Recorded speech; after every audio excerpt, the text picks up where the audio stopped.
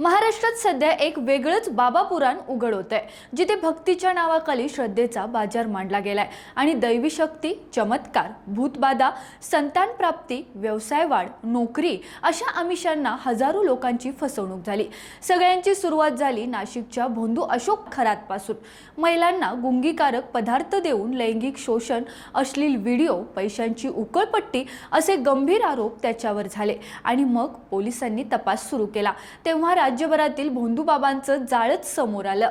गेल्या फक्त 30 दिवसात महाराष्ट्र पोलिसांनी तब्बल 14 भोंदूबाबांना अटक केली आहे। यामध्ये नाशिकचा अशोक खरात, संगमनेरचा राजेंद्र गडगे उर्फ गडगे बाबा, अकोल्यातील चेतन सुनील माळी, पुण्यातील एडगावचा पंकज देवराम घोलप, मनोहर मामा भोसले, आळेफाट्याचा नाना बर्डे, वसईचा ऋषिकेश वैद्य, मालाडचे अल्ताफ रईस खान आणि रिधम पांचाळ, श्रीरामपूरचा गणेश शिंदे, नवी मुंबईचा अर्जुन चव्हाण उर्फ टनटन बाबा, सातपूरचा विठोबा वाल्मिक जाट, खेडमधील किसन तळपे मंदोशी आणि निफाडचा महेश गिरी उर्फ महेश काकडे यांचा समावेश आहे। पण प्रश्न फक्त अटकेचा नाही, प्रश्न आहे लोक इतके सहज फसतात तरी कसे?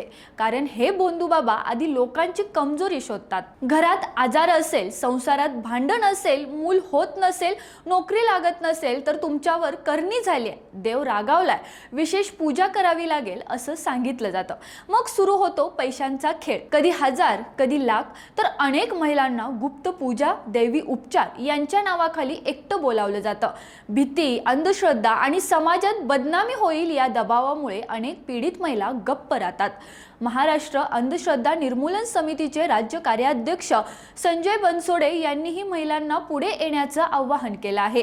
लक्षात ठेवा, खरा देव कधी पैशांची मागणी करत नाही, खरा संत कधी भीती दाखवत नाही आणि जो स्वतःला चमत्कारी म्हणतो त्याच्यापासून सर्वात जास्त सावध राहण्याची गरज आहे। अंधश्रद्धेपेक्षा विज्ञानावर विश्वास ठेवा, भक्ती करा पण डोळे उघडे ठेवून। सावध रहा, जागरूक रहा आणि अशा प्रकारांचा अनुभव आला तर तात्काळ पोलिसांना माहिती द्या।